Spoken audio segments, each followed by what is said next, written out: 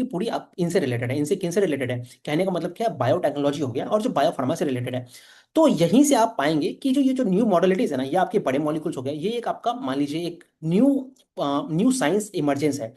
Specially क्या हो गया, और दूसरा चीज ये भी आप देखिए ना, पोस्ट कोविड, जब आप कोविड हुआ तो वहां पे जो भी आपके ड्रग्स को वैक्सीन और जितने भी ये ड्रग्स वगैरह की बात हुई, वो सब ड्रग्स कौन से थे, वो सब ड्रग्स आपके आरएनए या फिर डीएनए वाले ड्रग्स थे। अल्टीमेटली वो सारे आपके बायोफार्मा वाले ड्रग्स थे। तो वहां से भी आपको दिखता है कि पूरे वर्ल्ड में इस तरह का ट्रांजिशन हो रहा है। तो एक तो पूरा ये थीम चल रहा है। तो जितनी भी आप ये कंपनीज को हम अभी डिस्कस कर रहे हैं, आगे डिस्कस करेंगे, तो these all are the beneficiary of this particular transition. एक तो मैंने आपको चाइना प्लस वन स्ट्रेटेजी के बारे में बात कर लिया।